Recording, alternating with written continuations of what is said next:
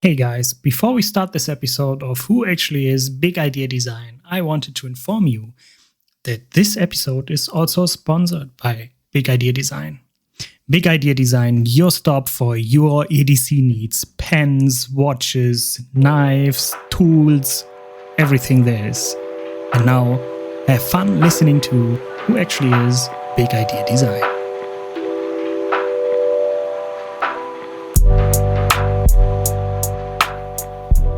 Moin Moin and a dear welcome to another episode of Who Actually Is by Tim's Sprachnachrichten, or Tim's voicemails for you English people. I have two very special guests today, and maybe you guys can introduce yourself. All right. So who am I talking to right now? So this is Chad. So my name is Chadwick Parker, and I am one of the co-founders of Big Idea Design. Mm-hmm. And I'm Brantley Robinson. I am one of the co-owners of Big Idea Design. It's so awesome to have you here, and a very thanks for having us. Very welcome. Yeah, I'm struggling a bit with my English right now because I'm German speaking usually. Hey, welcome to the club. We struggle with our English every day. Yeah, we have no excuse. Yeah, we're from the U.S., so we don't have an excuse too. You're in good company. Yeah. Oh, that's good to hear. That's good to hear. Calms me down a bit. It's an honor to have you on. You guys sent over so much awesome stuff: TPT Slide, 2 pens, the Lookout, the keychain pry bar, and this stuff is just full fun. Since it arrived, it straight went into my work EDC. One of the pens, both pens actually, into my real EDC, and the Lookout straight into my work EDC. The TPT Slide straight into the wallet, and because the wallet had a slot free, so why not? I guess that's how we gearheads work, right? Yep, I'm guilty of that. I have one open slot. I'm going to find something to put in that slot. Exactly, that's the spirit. Yep. Gear guys. Exactly. Yeah. So I really enjoy your stuff, and today we are going into a deep dive into the history behind Big Idea Design, and I'm really excited because my first titanium pen was let me rethink real quick, dual side, dual click, right?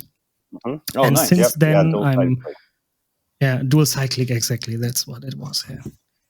Since then I'm full into titanium pens, and when I think back as a child, I always was like into fountain pens, and I needed all the stuff, right? For school I had 10 or 12 different fountain pens, so I could change them around. So it was quite easy for me to get into titanium pens. So that wasn't too hard of a task. But excuse me? I said it's a slippery slope. Once you get started, it's hard to get out. Yeah, we all know that, right? Mm-hmm.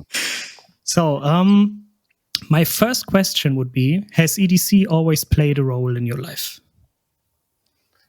This is Chad. So I would say that it has, even before I even realized what EDC was, and I think this is true for most people. Mm-hmm. Story time. I had a conversation with my wife a few years ago, and she just thought EDC was just for like guys who enjoy gear and new things, and and I was like, no, everyone has an EDC. And she was like, what are you talking about? I don't have an EDC. I was like, what do you leave the house with every day? Or what can you not leave the house with would maybe be a better question for you. And she was like, oh, okay. Yeah, there are some items that I carry every single day, and that I feel like I need those to prepare for the day. I was like, that's your EDC. So, to answer your question, I feel like it's always played a role. Mm-hmm. Even before I even had a name for it. I always had a wallet and a watch, and didn't always carry a pocket knife, but I've always had some sort of EDC in some element, and it has changed, and it does change over the years. So I would say the the short answer of that is it always has played a role. So you came in touch with the term EDC as we use it a bit later? Yes. So I came in to recognize that term in 2009. And I believe Okay. that everydaycarry.com was the website that made it like a house. So everyone could post their photos and share their photos and tag them and let people know, where did you get it? What's it called? Who makes it? You know, is it rare? Is it available? So yeah, it wasn't until like 2009 that I actually had a name and a home, you know, for EDC in my own mind. Brantley, how was it for you? Yeah, I kind of joke that I was always an EDC guy that didn't know I was. And so I would always joke, like, and kind of poke fun at my friends, like, you know, what was the thing I used to say to them? If you don't have a pen and a pocket knife in your pocket, you're not prepared. Like, and I was kind of just make fun of my friends because they would never have anything that they would actually use on them. Oh yeah, and relatable. Yeah, and so I started working with Chad and Joe. I was like, what is, like, I kind of understand it a little bit. And the more I dove into it, I was like, oh my gosh, I'm this guy. Like, this is me. Like, I've always loved having a watch. Some sort of pen, some sort of pocket knife are always in my pockets. And I'm a guitar player, so I always have guitar picks on me. Like, you know, I do what I always joke, like, you pat your pants, make sure all your stuff's in there. I've been doing that, since, I don't know, middle school probably. And so it was like a natural progression, like full bore into EDC once I kind of got into the industry. And it's I've been it my whole life, I think. So just didn't know it. So now you both are at the same spot with, oh, it's an empty slot. How can I fill it, right? Yes, that's me with my sling bag right now. I've gone down another rabbit hole of kitting out a sling bag that I already had, but I didn't really use enough. So that's my current obsession. So. Oh, yeah, relatable. Yeah. Mm-hmm. I started carrying a sling bag. Since Christmas, and since then I'm always like, okay, there's so much space. How can I fill it? And that's a huge task, to be honest. Right now, I'm trying to figure out which of our pocket screwdrivers is going to live in it. I'm not sure yet. I haven't decided. Yeah, I thought about that way too much today. The most recent addition for me was a big firelighter wrapped with duct tape. Oh yeah, I've seen that a lot lately. It's made me think about that, actually. Yeah, because the duct tape is flammable, right? Exactly. Yeah, and I mean, duct tape is usable for anything, to be honest. Yeah. So, me as a carpenter, I enjoy the presence of duct tape if you need it, because if something's loose, duct tape can usually fix it. And that's why I added that one, just to have a lighter, even if I'm not a smoker, right? But to have a lighter around and duct tape is, I don't know, some kind of prepper business. If you could say so. You're blurring the line between prepper and EDC with those. Yeah, course, exactly. Yeah. It's funny. I'm kind of in the same spot of like I have some Zippos that I really like, and then I also like just kind of matches too. So I'm trying to figure out where I end up landing on the fire starter in my actual kit. I just have some matches right now, and I think that's doing the job for me. My Zippos, I keep running out of fluid on them. And Zippos are dangerous, right? A whole other rabbit hole. Oh yeah, I mean, if nothing else, just from the collectability side of Zippos, there's endless options and yeah. Oh yeah, I have one I bought at Walmart. Customizations and all that stuff, right? Yes. Yeah. So, Chad, you are one of the co-founders and owners, right, of Big Idea Design. And Brantley, you joined later, right? Almost 6 years ago. Yep, 2019. Yeah, okay. So, if I ask you the question, how was the idea of Big I born? Chad is the one to ask, right? Oh, of course. I know the story, but he lived the story. So, yeah.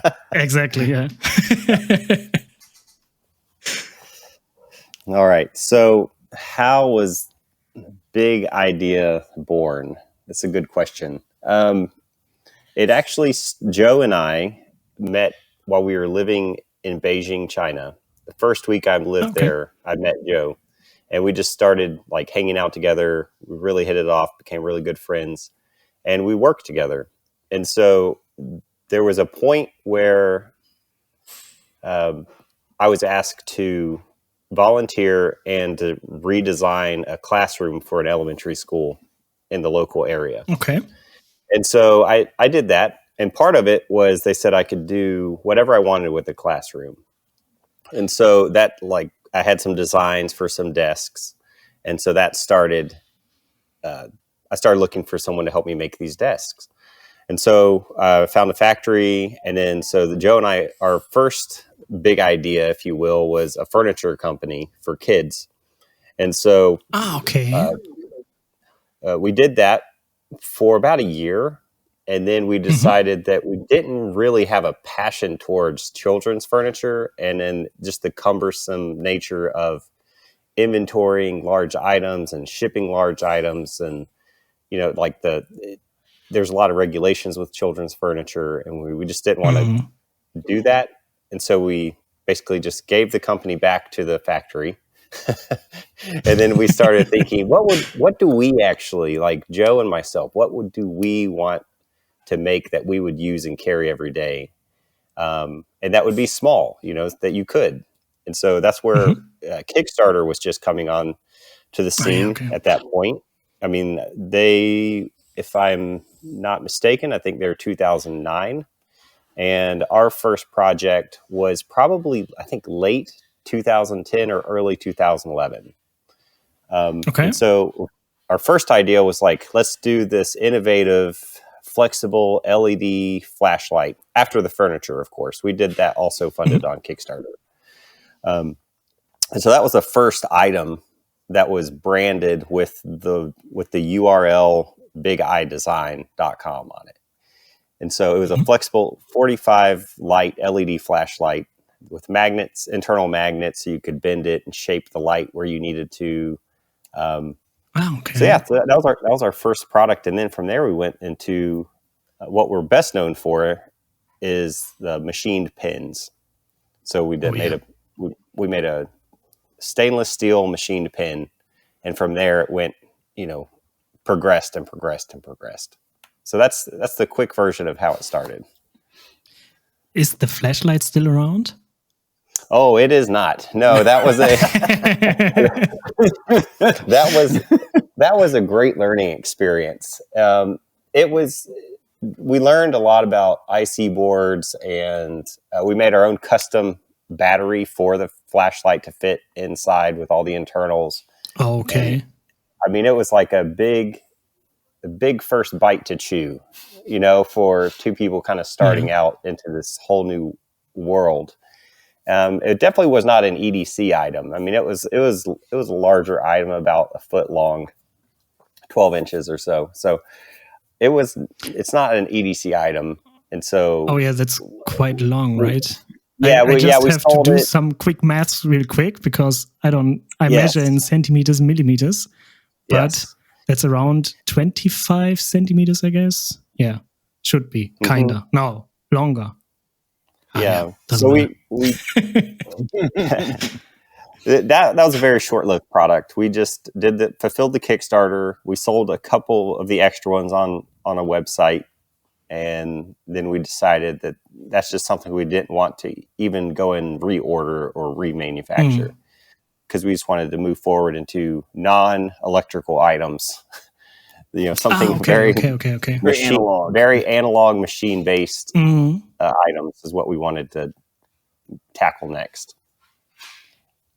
A few days back, I had the conversation with a friend where I said, man, if Big Idea Design had a flashlight, they would be the EDC one-stop shop, right? one whole EDC that's our kit. goal, Just is to be the one-stop shop. That's a great way to put it. Yep. And We'll say that that might come to completion at some point in the near future. Yes. Yeah. I would. Yeah. That's exciting. Don't rule it out. We'll say just stay tuned. Yeah. Oh yeah. You know, Okay. Life has a funny way of very coming full exciting. circle. Yeah. Awesome. There might be models. We'll just say that. Yep. 3D models. We'll say There 3D might models. be. Yeah. Might be. Yeah. Cannot confirm or deny. Yeah. That's honestly been one of the most fun parts. And I know I'm kind of jumping around here, but that's kind of one of the fun parts to me of EDC with our company is we don't limit ourselves on what we want to do. We basically, if we have enough energy behind it and we have a nice creative design and some innovative functionality, we're going to go for it. Mm-hmm. And so that's what's really catapulted us into different categories within the EDC world too, from the backpacks to the pins to the pocket knives, watches now. And so, yeah, it just really is. I always like to joke that we never ask permission, so we just keep going forward. Mm-hmm. You know, or no one said no, so we keep going forward. No one told us we couldn't, so we just kept doing it. Yeah. The tricky part is we don't ask. So that's we don't have a real adult on our team, so no one can tell us to stop. Oh, that's fun. Mm-hmm. Yeah, it is fun. Like what Chad was saying, like we can get into kind of whatever category we feel like we have an idea for. And one of the nice things about going into new categories is like we don't know the rules of those categories, like from a rule of thumb standpoint. So it's like a knife has to be this way, a backpack has to be this way, watches have to live in this bubble, and so we get to break those rules and have more fun. And so because I think breaking those rules is kind of what makes you unique in that category. Exactly, so bringing our own spin on it without kind of really knowing the back end of the industry is really freeing. Yeah. And I think if you want to have a name in the market or on the market, you have to break some rules, right? If you just repeat everything everybody else already did, there's nothing to stand out, right? So if you break rules, that's the limit you have to break through, right? To be to use it like that, yeah. Yep. Yeah, that's well said. Yeah, and I think like a lot of people have asked us in the past, like, are you guys going to make X? Are you going to make Y? Like, whatever product it is that they think that we should make. It's like, well, we like those things, but until we have like an idea that no one else has done yet, or we can bring our own spin to it in our way, then no. But once we do, yes. So it's like nothing's off the table. Like with a flashlight, it's like we have some ideas that we think they should have, and it's really just seeing if that capability is even available is kind of where we're at right now. And so it's like, once we can figure out our unique angle on it, then yes, we will go into that category if we're excited about it. So if we're not excited about it, wait till we are, or just forget it. But if we're not excited, there's no point in doing it. Yeah, that hits the spot, right? Same for me. If I'm not excited about a product, why should I feature it, right? So that's the spirit behind it, right? It has to be fun to be to enlighten your inner flame, Exactly. Well, that's one nice thing I think about like the trio of our team, like me, Chad, and Joe. It's like, because I might be super excited about something, and Chad may be like kind of about it, or Joe, like we kind of will balance each other out a little bit. And I feel like we've brought more new items onto our product line because one of us was excited about it. And so it's like, we don't all have to be gung-ho as long as somebody's gung-ho. So, so I feel like we balance each other well in a lot of those areas. Like the things that may not get me super pumped are going to get Chad super pumped, and, also with Joe. And so, so that's been a really cool balance about bringing like new products in. So you can hype each other up, right? About a new idea. Oh, exactly. That's like half our goal. That's awesome. Is just to make each other more hype. Yeah. That's like half the day around here. Yeah, that's awesome, because I have partner in crime, EDC Cult. I don't know if you know him, but he's an amazing photographer on Instagram. And we do creator insights on my podcast, where we give insights on our business, so to say, as content creators, right?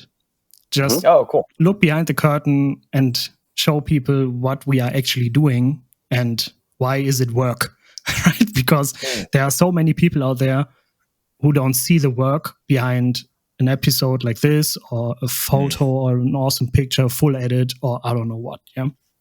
So, and that's the same thing with him. We hype each other up, and that's so refreshing every day, because not every day is easy to go and to start in, right? So if you have a partner who hypes you up, you can already go for the next day, right? For sure. That's very well said. So yeah, and I think what Brantley mentioned is true. Is where some ideas I could be very excited about, but maybe he's not or Joe's not, and it just also depends. Sometimes it's like it's something that I just can't get out of my head, and so I'll just take the lead and I'll just see how far we can go with it. And then usually if it's in a more final form, that's whenever people will start coming around and being like, oh, okay. I couldn't fully understand it until I held it. Or even if it's a crude sample or a 3D printed model or something. So I think part of that is we all get excited at different stages. Some people are excited at the idea stage, and some people are excited whenever the sample is in hand. And then other people are excited whenever, it's like it's in the warehouse ready to sell. So it's just a different level. And I think that's what's nice is working with the team is you have the different levels of excitement, and it kind of continues. But it ultimately does start with, like, if you don't have the energy and excitement at the beginning, it's really hard to push any project through all of these mundane stages, just like what you're mentioning with like editing a podcast or photographing a product or featuring a product. It's like, it's really hard to do that if you're not excited, because it shows through, it's hard to not, then it's just pushing something forward. And so anytime someone does come to me at a show or anything with an idea that we're not interested about, but I can see they're super passionate about it, I encourage them. Like, you are the one put on this earth who needs to do this. Like because you have such a strong passion for it, you should go try this. That's funny, if someone because ever walks up to you and says somebody should do this, chances are they're the person that should do that. I have a kind of funny example for what you just said, Chet. The same thing happened to me with your Lookout, because as it released, we featured it on our EDC news, and my co-host was full-blown passion, right? It's so awesome, it's so amazing, and I was like, I don't know. And then he got one, brought it with him, and gave it to me. Here, check it out. And then I knew, okay, it's awesome. And then it was done, right? So that's the hype, right? So it's awesome. Since it arrived, like I said, it went straight into my work pants, and since then it's every day with me at work. I mean, I'm a carpenter. It's a tiny knife, but it can cut anything I need to cut. I don't need any other cutter or something like that. It does its work. It's reliable. It's tough, and it can withstand everything I throw at it. And that's so awesome in a tiny knife, to be honest, right? Because it's not that big, but it's awesome. I feel like we kind of hit a sweet spot with it. It's like it's just big enough to where it's extremely usable, but it's just small enough to where it's very easy to carry too. So I feel like we really hit a sweet spot with it. Mac, our knife designer, that was the first project we did with him.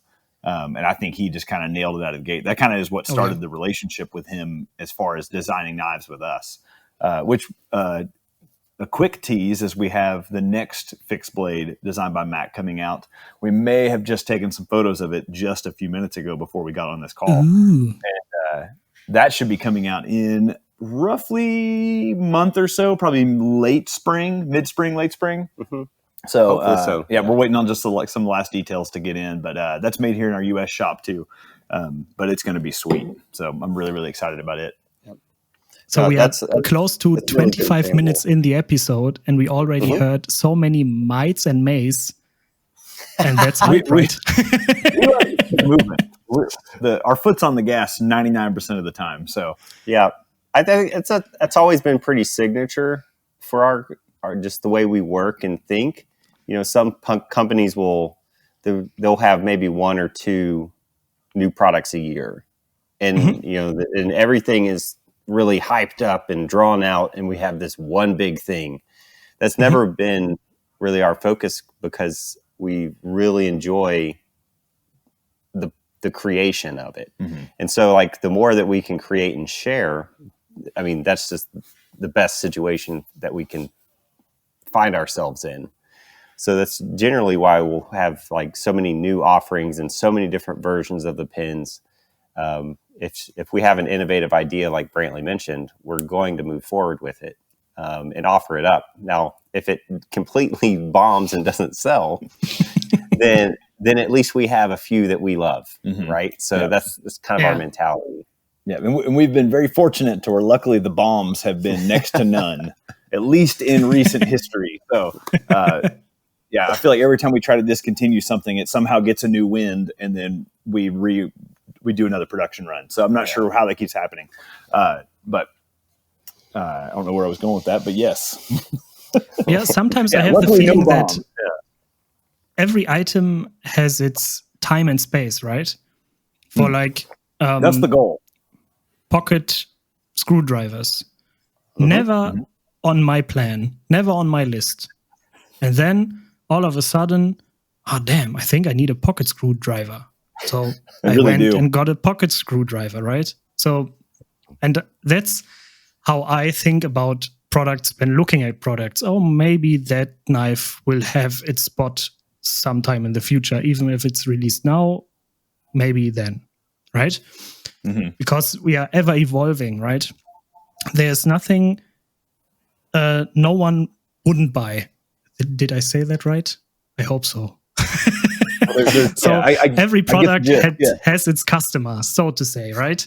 So so just give it time, and then it will sell eventually. Yep, the right people will happen upon it. So yeah, exactly. So Chad, how did Big I come to fruition?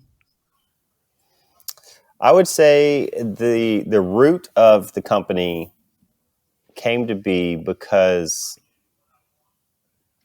what Joe and I really were trying to figure out is a lot of the pins on the market at the time, it's all proprietary refills. So if you bought a certain brand, you have to buy that certain brand's refill. And it just didn't make sense to us. Like, I just could not wrap my head around why I couldn't use like a really, I don't want to say any brand names or anything, but like a really expensive Snowflake branded, pen. Their refill writes really well. I was like, what if I just take that $8 to $10 refill and put it in a machine body that we already have or someone else makes? And it's like, well, it doesn't fit. I was like, what do you mean it doesn't fit? It's a refill. Why doesn't it fit? They're like, well, because they changed little nuances on the front and the back, and you have to have a spring, or you have to use scissors and a spacer and cut off a piece. It was just so complicated. And there's a whole forums dedicated towards like pin hacks and refill hacks. And I was like, this is way overcomplicated. Like, this does not need to be this way. And I looked and searched, and nothing was there where you could just sort of plug and play with the refills. Everyone seemed to be making all their energy towards making proprietary refills.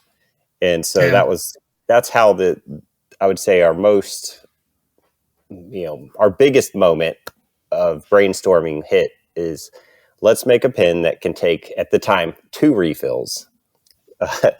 And then so from there, it was like, oh, that would be great. No one will ever need more than 2.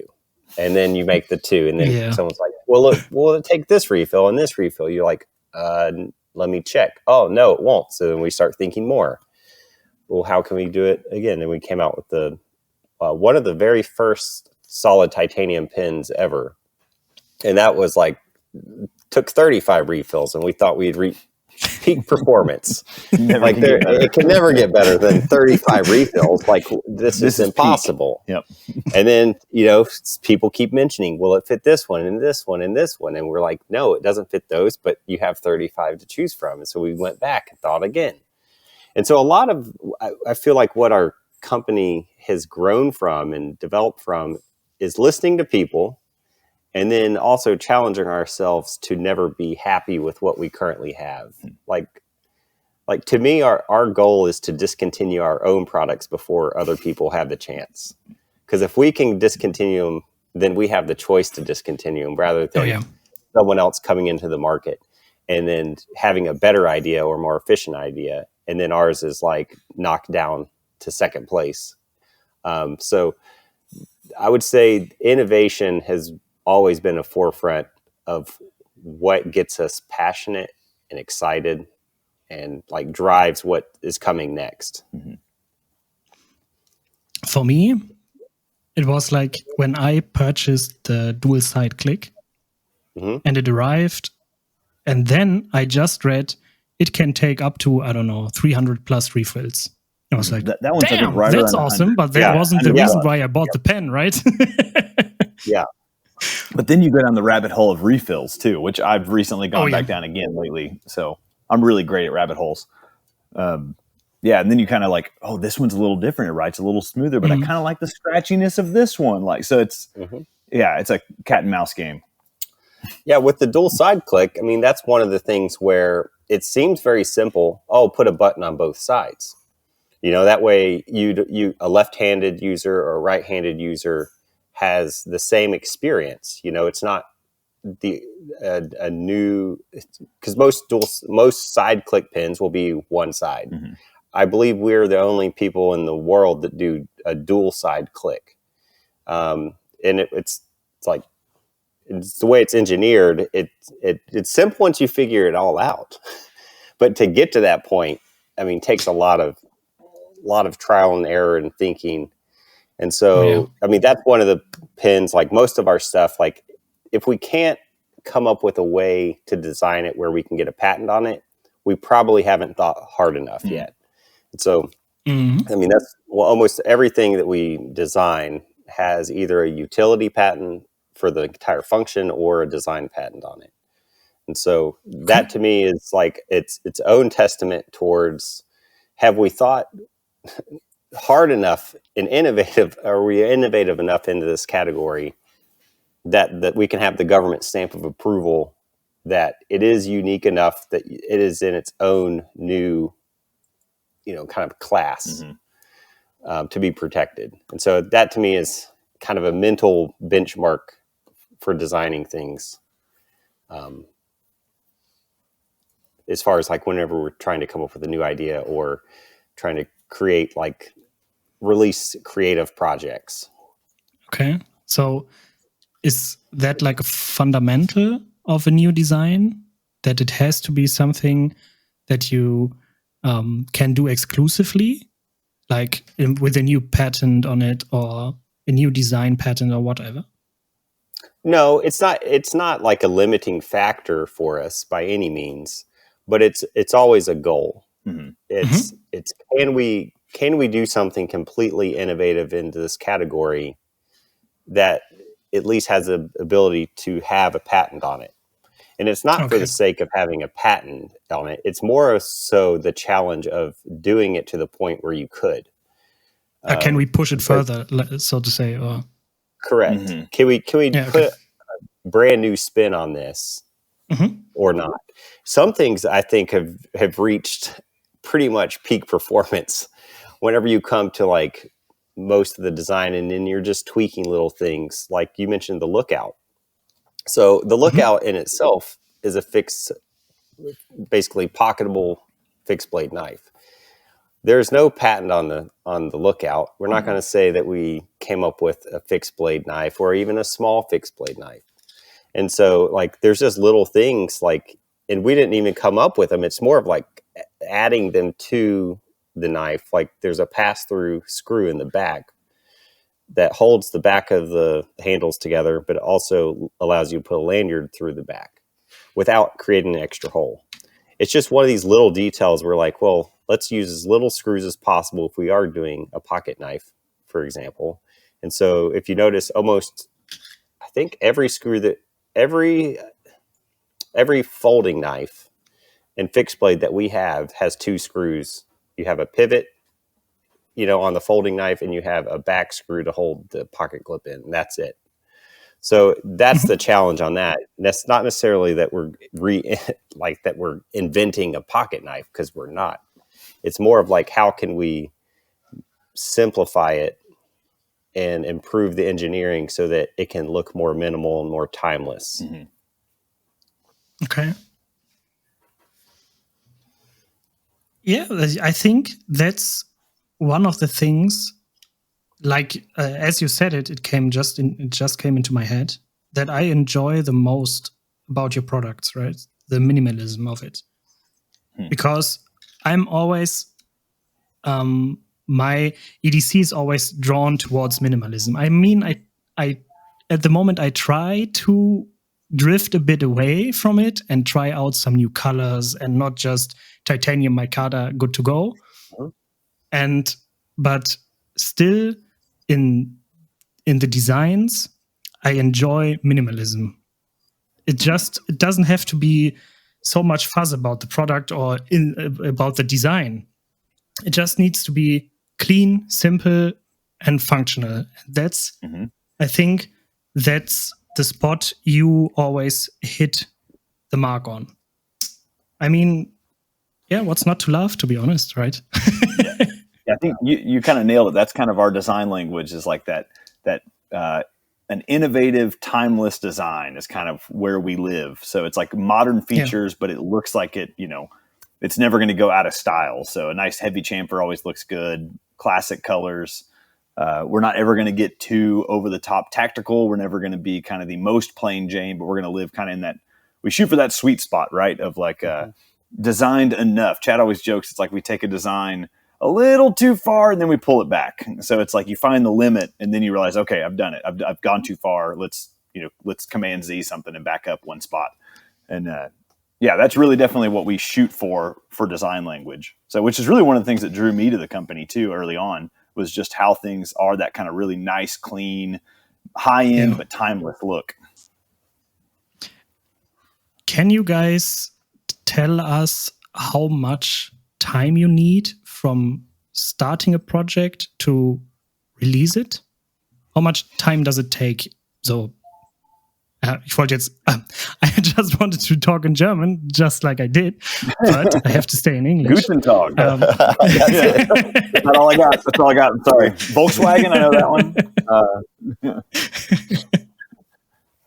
That's a really good question, though, of like, how long does it take us to go from an idea into finished products in people's hands, is what it sounds like the question is. So to me, exactly. It totally depends on what the scope of the project is.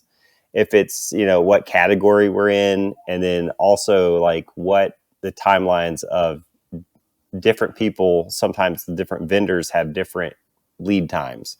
But for example, there was one year that Joe and myself, I think it was the same year you came on, Brantley. I think it was 2019. I think we did 9 Kickstarters in 1 year. It was either that year or the year before. Yeah, it was something like that. It was like our whole core product line was released in basically about a year and a half period. And so that was like essentially 9 products created in 1 year. I think that's what gave me a job, actually, probably. So thank you, Kickstarter. But we had a lot of more quick. I hesitate to say easy. That's why I'm stumbling over my words, because I don't think simple projects are easy necessarily all the time. But there were projects where we could utilize maybe the same processes at the same time in the machine shops, where we weren't having to restart. We could run screws on this machine and we could run screws on that machine for two different projects.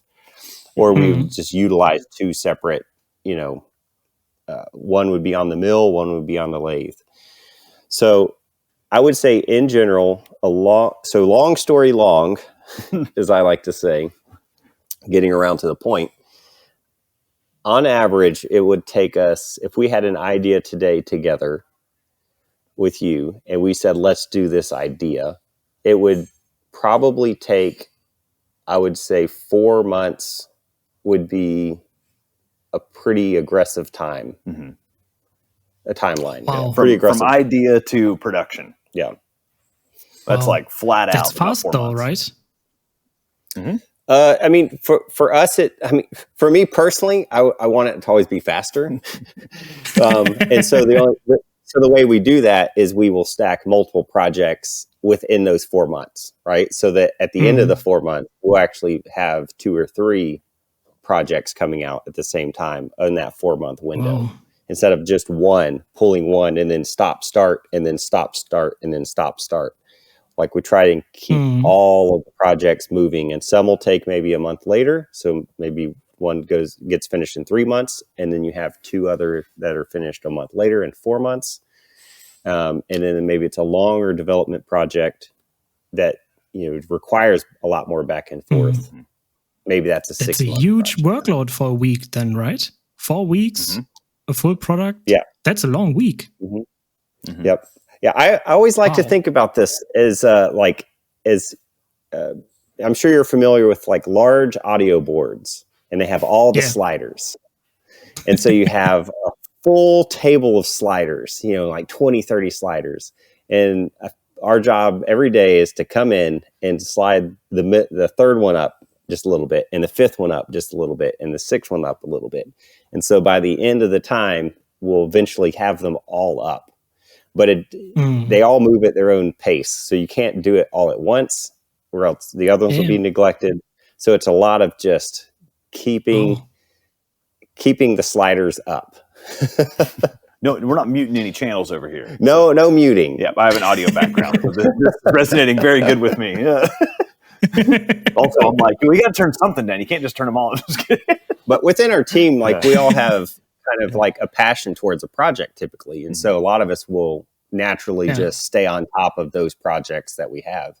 And then we'll pass them, we'll have different projects. And that helps us, instead of just one person being in charge of everything, we have multiple people helping and double checking and then asking good questions, because there's within these projects all moving forward, there's a lot to be missed. And so it's nice to have someone else look from an outside perspective, being like, do we have packaging for those things? Oh, you're right. I have not even done that yet. Do we have this? Do we think of this? So it helps everybody speed up whenever we're all working together on it. Yeah, we all kind of will randomly have a thought like, oh, did we miss this detail? It's like we're always trying to keep a pulse on all the different things that are spinning at the moment. I try to at least once a week sit back and think like, okay, we have all this stuff going on. Is there anything I need to do? But like what Chad was saying about like the production timeline, so a new item, we're talking 4 months is really fast.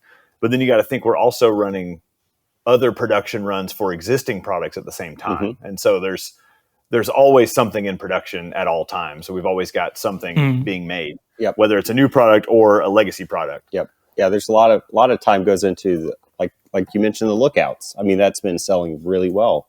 And so we just have to continually put more time into restocking those items. And so, I mean, that takes up space where traditionally, like a new item would be coming out, but now it's like, well, that production time is filled with restocking. And so we have to be more efficient with keeping more projects going the larger we get.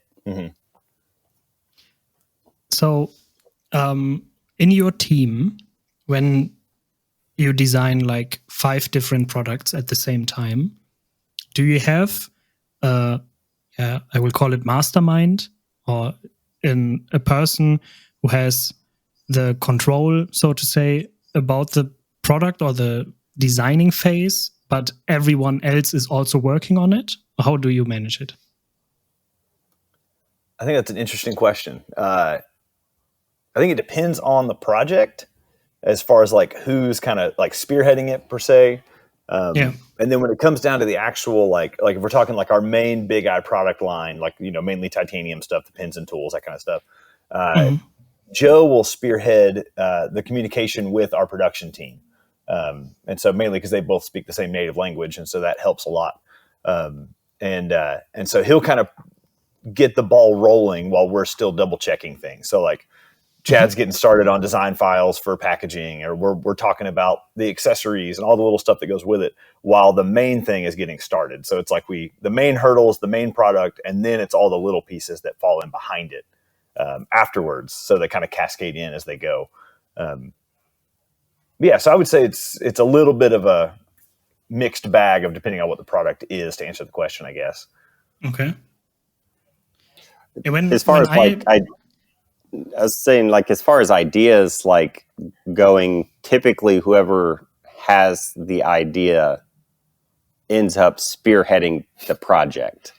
And so, okay. But it doesn't necessarily mean that like if I have an idea that Brantley and Joe can't kill it, because there's many ideas where it's cool to me, but it's only cool to me.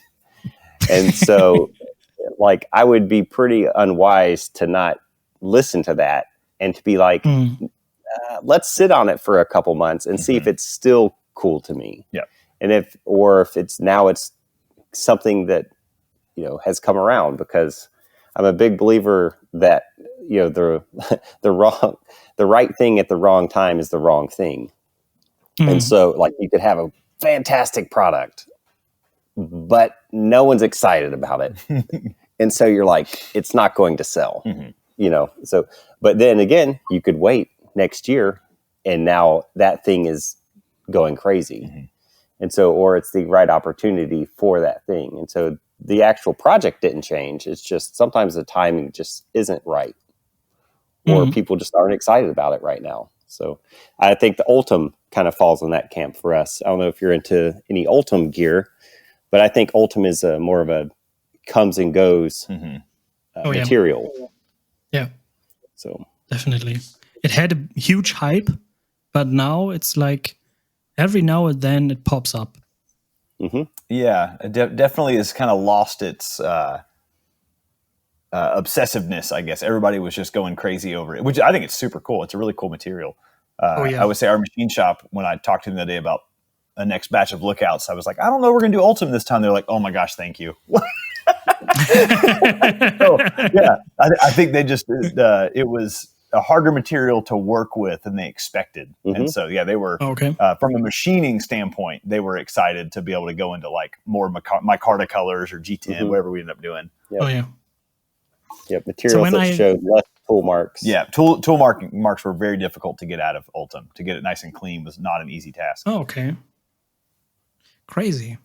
Yeah, I mean, as a customer, it always looks nice. Yeah.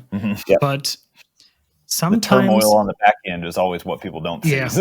Yeah, exactly. And that's why I enjoy those questions the most, right? Just to take this peek behind the curtain and just get to some more insights, because the lookout looks simple, but if it has Ultim scales on it, the production isn't as simple as the knife looks, right? Correct. Yeah, that's probably the hardest one to make. Yeah. I have the question here on my paper. What's the most fun to create between all your products? But now the past 50 minutes, when I would ask the question now, I think I would get the answer, the creation itself, right? So that's the spirit I get from you both. Yes, I think you said that well. It's really about what gets us most excited is having a new idea and being able to execute that idea in a unique way. That's the most exciting and life-giving projects, the ones that do that. So when we flip the coin, what's the most challenging of creating? So to say? Paperwork. Oh, You want to kill me and Chad? You give us paperwork. Yeah. the most challenging parts in creating and releasing these projects. The waiting for me. It's while it's in production, like from because we do a lot of Kickstarters, and so we have kind of this, we'll call it a pre-production release with Kickstarter, and so we do all this promotional work and we get it, ready to and packaged and ready to roll and submit it, and all these people get to see it and back it. But then we have this period of 3 to 4 months for production before it's actually here. And so it's like we get to have this party for something that hasn't happened yet, in a way. Mm-hmm. And so that for me is the hardest part, is the waiting for those production runs to show up and actually have them in hand is kind of the hardest part for me personally. Mm-hmm. I think there's a bunch of challenging aspects when you're creating a brand new item, at least for yourself and your shop and your system, right? There's a lot of complications that don't really, like, not everybody gets to look and peek behind the curtain, like you mentioned. Because you're up against people's expectations a lot of times of how good is the first version of this ever going to be, and so typically you want your first version in a really good way. You want your first version to be the worst version you've ever created of that. And so, because you want every other version after it to be better than the first version. It's like watching a movie where the second one is way worse than the first one. You're like, you should have stopped. Oh yeah, you're like, what? You should have been one and done. Like, just stop it. Like, talking Star Wars, right? Yeah. So the Pocket Knife 2 should be better than the Pocket Knife 1, right? Mm-hmm. And the Pocket Knife 3 should, it should be better. Yep. And so I think there's a lot of challenges in that the first time, because you want it to be great. And so sometimes you just have to make the challenges of that. You'll typically spend more time on the first one and more mistakes on the first one. And then so you have to go back and fix those mistakes before you can release it. So there's a lot of challenges that don't get seen. And also you're up against the expectation of cost. And so, it's not quite an apples to apples comparison if you look at, let's say, M390 TI scaled pocket knife on a major retailer's website that has been produced, the facility has produced like 100,000 of these and gotten discounts on everything across the board versus like we're making 100 to test out the waters and see if people actually love this as much as we do. Right. So, and then there you have like the expectation of like, well, it should be cheaper because this one is cheaper, or it should be more expensive because this one's more expensive. You're like, oh my goodness, this is a lot of challenges that you just cannot, like, you can't worry about them too much and you can't fixate on them. You just have to continue to work on the projects that you're most passionate on and provide them to the people that are the most supportive. Mm-hmm. Did you ever have a product that didn't get funded on Kickstarter? Oh yes, for sure. I think people gracefully forget our failures a lot, which I'm thankful for. So we've had a couple that are just wacky ideas that Joe and I wanted to do. We had these like little coasters that were made out of silicone. It looked like a spill. This is way back. And so we call them, it was just a gag. It was just a funny little idea we had. And we were like, novelty item. Let's just do this. We didn't really have an audience, so there was no reputation and in jeopardy of being harmed. And so we're like, let's just try it. It did not do well at all. And another product we had was we tried to release a leather and wool wallet. That's hard to say. It is. But that never took off either. People didn't really like those two materials combined. I carried one for years and years and years, never had a single Up problem until with it. like last month. Mhm. Yeah. But yeah, so the wallet we did before never went anywhere. We've done some silly novelty projects. They've never gone anywhere. I would say there's maybe a few projects that barely got enough funding to be made at one point. I'd have to go back and look at our Kickstarter sheet to go into the detail, because we've launched 50 so far. wow. So there's a lot to remember Yeah. on those. But yeah, I think that's, I mean, it's, people will see failures a different way, right? Some people can get really discouraged, and other people see them as learning opportunities. Oh, yeah. So I think for us, it's more of a learning opportunity. And since we launched everything primarily to our Kickstarter community first, since that's where we started, it's like a whole separate feel and community. So if we launch it there and it fails there, it's actually good information for us to have. So I don't see it as a bad thing when a project fails. It's a little sad, but it's not a bad thing. Yeah. As I like to say to my apprentices as a carpenter, I always tell them, don't fear mistakes. They are your biggest chance to learn. Just to take the scare out of them when working on a table saw or something, or some more dangerous tools, right?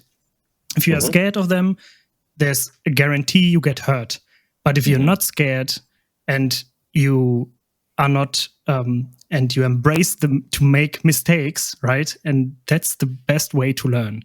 So making mistakes is sometimes for me part of the fun, so to say, if you can say it like that. Fun, right? It's not fun to make a mistake, but then when you look back at the mistake and you learn from it, that's fun, right? Yeah, you just figured out another way not to do it. That's great. Yeah, Try exactly. It again. Yeah. What's your personal favorite design? That's a hard question. That is a very hard question. Who's your favorite child?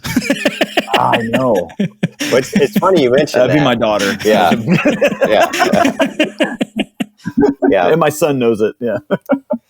Yeah, I think I'd say favorite design. I think that's a hard one to do, but I would say my favorite design shape would be an easier one to do. It's like, ever since we first started, I really enjoyed integrating simple shapes with just a chamfered angle on it.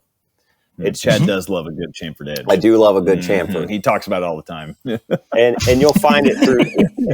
I mean, you can definitely tell we love a good chamfered angle, because if you look, it works. Every single one of our products will have this kind of signature chamfered angle on the edge, and it could be the pin tip, the way it slopes down towards the refill where it comes out, or it could be a very slight chamfered edge around the top cap so it's not sharp.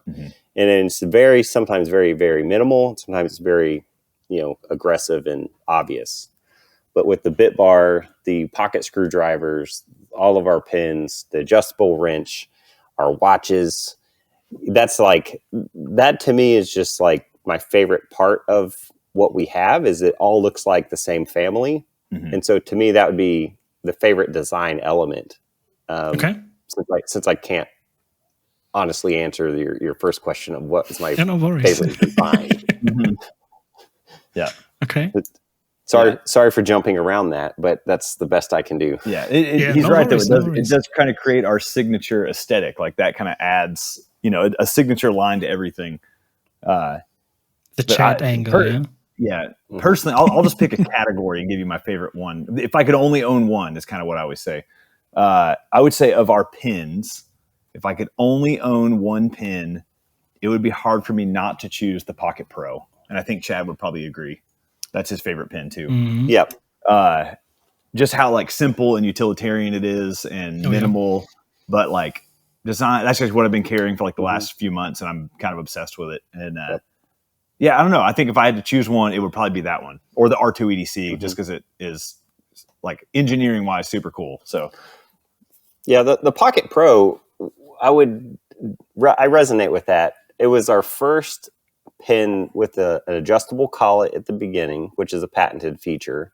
And so that got me excited that we came up with something that was patentable on a pen, as old and as classic as that device is. First patent since the chisel, I think. Yeah. And then it would also adjust, like the body you could unscrew it and it would like telescope itself, auto adjust to a long refill or a short refill without any of these modifications that I mentioned earlier. You didn't have to put a spring in the back. You didn't have to put a spacer in the back or wad up some paper.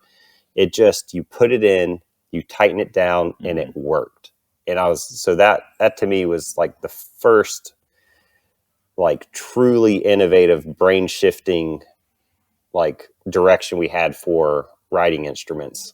It's like the TI Pocket Pro. Mm-hmm. And if I have to go with that, I would have to say it's also if someone comes to me and asks me, hey, Tim, I just want to get into titanium pens, the Pocket Pro is by far one of the most recommended pens from me to anyone because of the things you just said, right?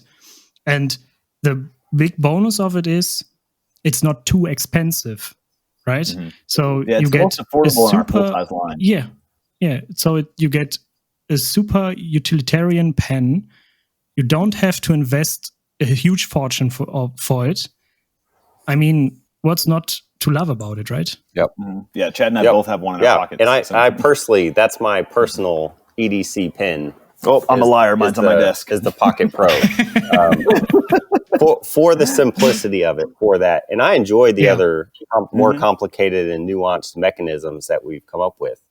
I actually really love the click pin also. That's probably my second favorite. It's the click EDC. Yep. And I enjoy the bolt action, even though there's a lot of people that make really good bolt action pins. We make the best bolt action. There's a lot of good options out there. Yeah. It has a good fidget factor to it. So I think it's just really, that's the fun thing about EDC in general, right? Like there's a rabbit hole for everyone. And so if you're more into fidgeting, then the bolt action pen would be a better option, most likely, or the dual side click, because then you can fidget with it. So it's fun and exciting that you can take a simple object and expand on it so many times and come up with something with a new twist to it. It's hard to think that there's actually a possible end to it, because so far it's just been, oh, well, we could do this, and what if we did that, and what if we did this? That's how most products come to be. One of us will stop and look at each other. We work really close to each other. Our desks are right across, and it's like, I was thinking, or what if we did this? Like, so that's how a lot of products get started. Is one of us have a random idea, and we kind of lob it up to the group and see what happens. Yep, that's great. Yeah, those two words, what if? Yeah, what if? I was thinking. Yeah. Very powerful words of creation. As long as you don't get the answer, oh no, that one again. Well, I think that's the fun part, though. Like if you're adventurous enough to be vulnerable and say, hey, what if we do this? And it's either production, the complications will shut it down or change it, or no one else has energy behind it and it gets shut down, or but like that's the worst that will happen. I mean, it's just like, if it does happen, that's amazing because you had this crazy idea and it actually worked out. Like that's perfect. Yeah. If you don't try, you can't succeed, right? Yes. Yeah, definitely. What's the product that embodies big idea design the most? I would like to know what you think. Yeah, that's a great question. Embodies us the most. Yeah, we'll flip it on you. Yeah. For me, it has to be the pens in general. So it's a product line, what to say, because that's the product I got into touch with big idea design. And that's the product that got me into titanium pens. And to be precise, it has to be the dual side click or the bold action line, because I enjoy myself good bold action, because the pen in my EDC is also my fidget toy. So that plays a huge role in a pen for me. So yeah, I have to go with the pens or the bold action or the dual side click. Nice. Yeah, I think a lot of people would agree with you. I think pins is definitely what we are most known for. That I would say the TPT Slide would be an easy second. That's a very popular tool for us. By far our best selling tool. Yep. Yeah, I definitely agree. Whenever we meet people, they almost always pull out one of the pinned models that we have, and they'll say, like, oh, I have a couple of your pins.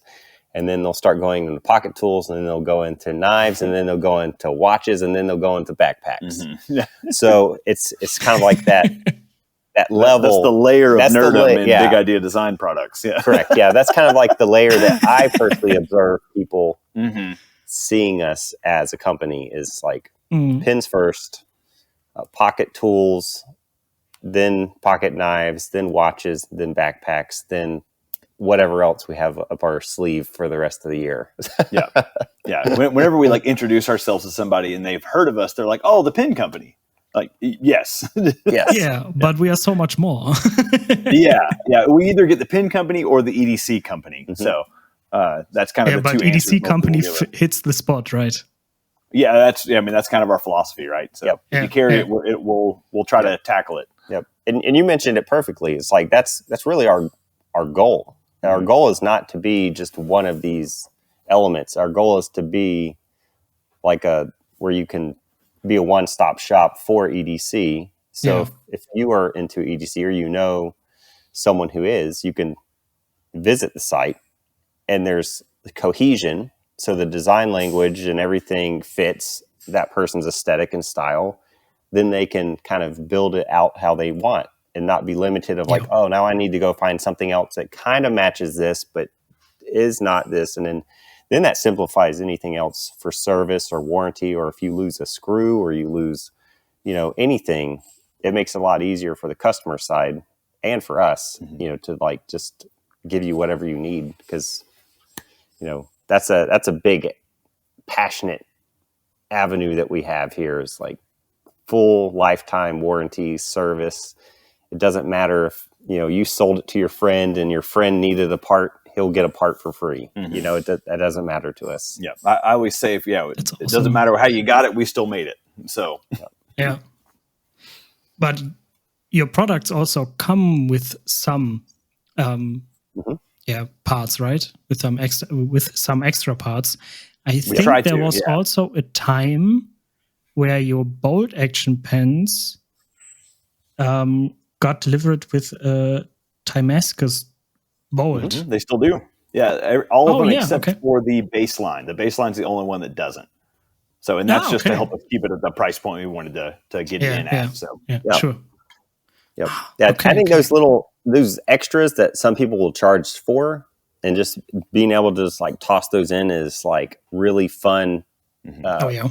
Almost like little certification, like little certificates of appreciation for people, right? It's a little gift. Yeah, it's a gift. It's like but it's like a bougie gift. It's like little things like that get me excited and other people on the team excited whenever we're not expecting something like the extras to be like a nice extra. So that's a whole part of the experience. Yep.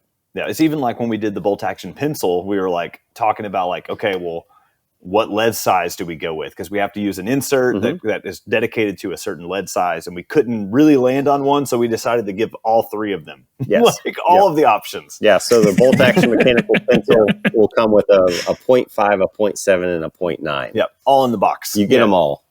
And we couldn't decide, so we didn't want to decide for you. Yep.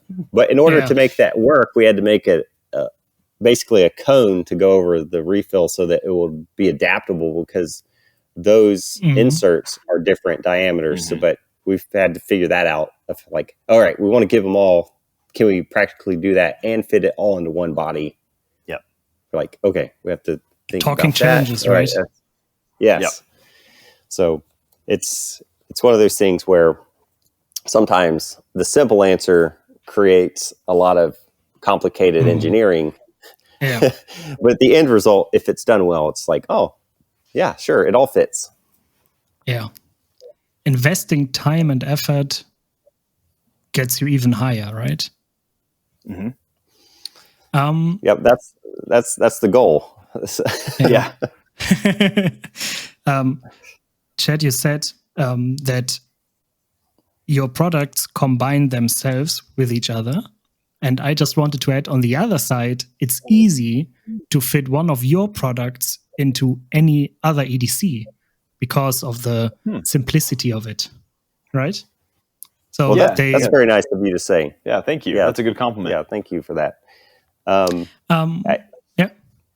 Well, we have noticed that the people do enjoy like photographing our products with other people's products. And we personally love that. You know, some people have asked us in the past, oh, do you mind if I photograph your thing with another brand's thing or another? I was like, no, absolutely not. Please do. Like, this is your photo, your things, your collection that you've curated. Like, show it off. You know, like that to me is great whenever you can find all these different items that perfectly make the EDC what you need it to be. Yeah. And one big thing, you know, I think a lot of people already know this about us, but we're really big on kind of the EDC community as a whole, like including other brands. Like some of our best friends are from other brands. You know, from the outside world, they might think that we're, you know, we'll say competitors for lack of a better term, but it's really, we're just buddies who like to make cool stuff. And so we're big fans of promoting our friends' stuff and making sure that, you know, they're getting a little bit of exposure, and kind of the whole community comes up together is a big driving force for a lot of what we do. So, you know, we do the everyday cards that Chad has kind of brainstormed and come out with over the last year, and, you know, highlighting other makers and other brands, and, you know, the content creators in this space has been kind of a big, fun passion project for us over the last year or so. Really kind of pushing into that has been a lot of fun. It's always, when looking on your Instagram or getting into contact with you, you are always, you embrace everyone with open arms, right? There's nothing while we contacted Brantley, I never felt unwanted, so to say. Yeah, it was always fun chatting, and that makes creating content for you even easier, because, you know, the one I'm talking to is fine with me, I'm fine with them, and then it's just easy, right? Sure, for sure. Oh yeah, we should all be friends. Yeah, I love new friends. Exactly. So. Yep. You have to work with somebody, not against somebody, right? Exactly. Yeah. Yeah. You can find something in common with anybody, I believe. You know, and like, even if it's not your design preference, there's elements in the process that you can appreciate. If, let's say, I design something that you just do not like, there's always something in there that it's just like, but you know, the amount of effort that I did in order to make it look that way. And so there's always some opportunity to be like, I can tell you put a lot of work into this, and it, you know, like, and I'm really glad you're passionate for it. And there's definitely going to be people that love it. It's just not my aesthetic, right? And you already mentioned you'd gravitate towards the dual side click or the bolt action. And that's great. I'm excited for you for that. You know, it's like, it's not something that we always have to have the exact same thought or the exact same interest or exact same, you know, approach to an object or a category or a hobby, you know, to not, you know, just be friendly and kind with each other. Exactly. Yeah, it's kind of like I feel like our pins and our tools are kind of in their own category that maybe are not as populated as, say, like knives are. And I kind of I'm a musician, and so I like to think of knives as kind of like different bands. And so it's like, just because I don't love that band doesn't mean that I can't appreciate what they do and see why someone else would love that band, right? And so it's like, maybe just because a knife isn't quite my cup of tea, I could see how it could be Chad's cup of tea, or, you know, the guy that buys knives from the gas station down the street, why he would like it. So yeah, so there's like a design and an approach for everybody, whether it's not for you or not, right? So the knife world is definitely more of a nuanced design world than the rest of our products are. Yeah. What's your personal highlight in the history of big idea design? We actually read over this question before, and we both had the same exact answer. Exact answer. It was like seeing the company grow and adding more people to what we're doing so that more people can be involved. For a long time, it was just Joe and myself with the big idea design, and we did everything. Everything from the customer service to the product design to the production development. For 10 years. Yeah. And so, I can tell you, it's one of those things where it's a personal highlight to look back now and see how much more fun we've had by adding more people and growing the company than it was like trying to do it all ourselves. So for me, that's the personal highlight, is growing the company and just expanding the ideas and the fun and the community. It's allowed us to do a lot more things a lot faster, and just to have more excitement just around in general the company. Yeah, that's my answer. Yeah, 100% agree. Okay. Yeah, I mean, so Relatable. like I said, they did it by themselves for 10 years. I came in 2019 as the first employee, and we are a team of 16 now. So in just shy of 6 years, and we actually haven't hired anybody. I take that back. We hired one guy right at the beginning of the year for our machine shop, and so we're a team of 16 so that's 13 new employees in 6 years. So pretty awesome. So the growth has been incredible. Been a wild ride. No month is exactly like the last. So that's how quickly that's part things of the change fun, right? Yeah, for sure. Imagine how boring it would be if every day would be the same. Yeah, I mean, we need a little element of consistency from time to time, but we kind of thrive in growth. I feel like when we get bored, that's when growth's about to happen. So is when we kind of get into the mundane, or we kind of find ourselves like trailing off, like, because then we're wondering, okay, well, what if we did this? Like, as soon as we have time for our mind to wander is where something new is about to happen. Yeah, I can see that, because when I ask the question, I look at the brand and I try to imagine what your point of view is, right? So when looking at my work, it's always the most fun weeks are always when a new apprentice starts. I mean, sometimes it's rough, because there are some who think they know everything, but damn, they don't. And they try to express that they know everything. That's rough, but it's also fun, because at the end of the time of their apprenticeship, you can look back and see their growth, right? And then, so that's somewhat matching to your answer, right? So yeah, I mean, I don't have my own brand in a production, producing products, but I mean, in some sense, an apprentice is some sort of a product, right? For sure. You're imparting a skill into somebody, and so you're investing your time. And, it would be faster probably for you to do it yourself. So you definitely have projects, and then from what you're describing, you definitely have projects, and you have people that are trying to join and make the project better. And so sometimes, like you mentioned, sometimes that can slow you down a little bit, but ultimately there's a lot of satisfaction from what I'm hearing is once that new apprentice learns, like that's a whole different skill set, and seeing somebody grow and have a skill set that they didn't have before is exciting. Yeah. So my last question you have it midday, right? It's like 3 p.m. for you? Yes. Yeah, about 325. Mm-hmm. Yep. Yeah, okay. I know because I have this nice field watch by Big Idea Design on it. Link in the A show lot of notes. product placement going on here. Shameless self-promotion. Yeah. Damn. Shameless self-promotion in a promotion podcast episode. Damn. I know. Hey, you got to do something. You got to do it sometimes. Just part of the job. Yeah. Just You got to do what you got to do. Hey, somebody's got to talk about us, right? So my last question for the episode, always the same. Big idea design in 3 words.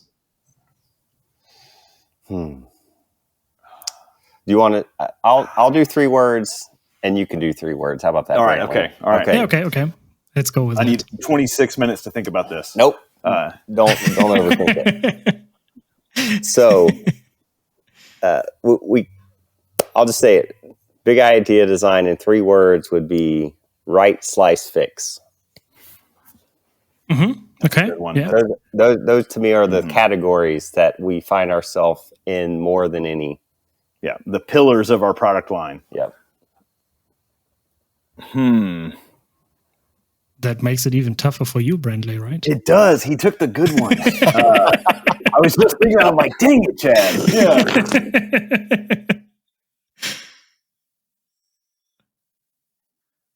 Well, we talked about the timeless. Yeah, that's true. So like timeless, innovation,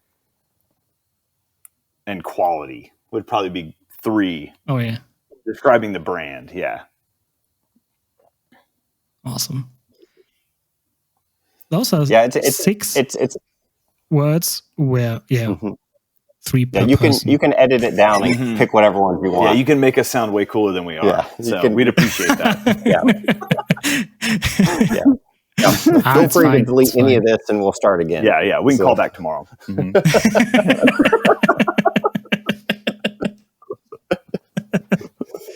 Yeah. No need to.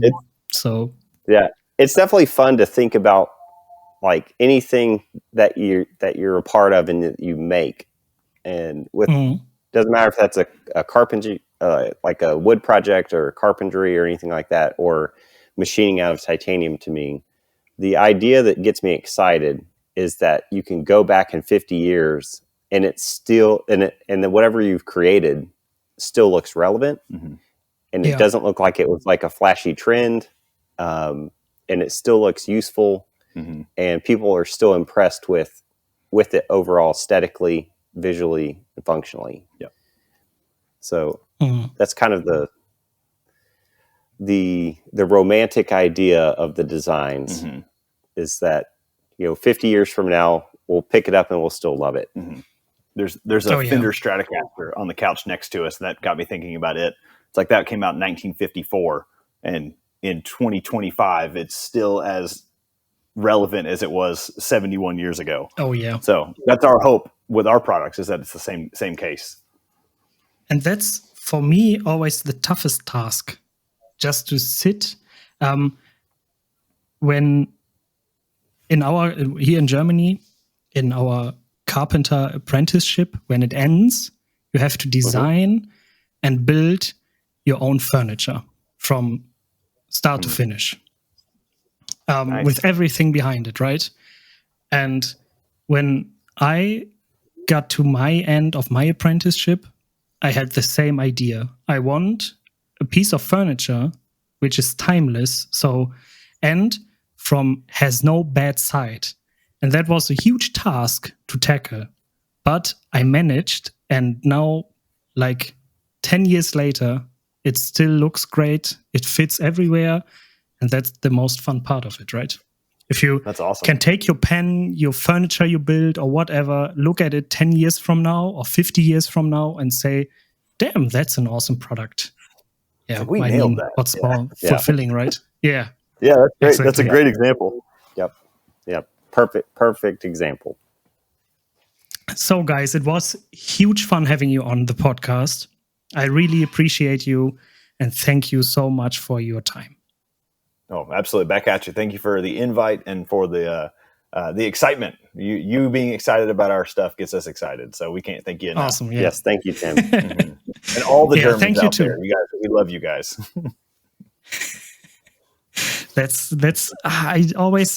It's always tough for me to end an episode because I always enjoy listening, but at some point it has to end, right? So sad as it is. All good things must come to an end. That's true. We'll just prep this for episode 2. Ooh, Yeah, to be continued. Yeah. Hopefully, it's better than the first. That's a good one. Yeah. Episode 2 should be better than the first. Yeah, we'll have better stories. If it's not, we just stick with one. And with that, I wish you all a good evening, a good day. Don't let your head hang too low for too long. Have an awesome day. Have an awesome time. See you around or hear you around. Bye-bye.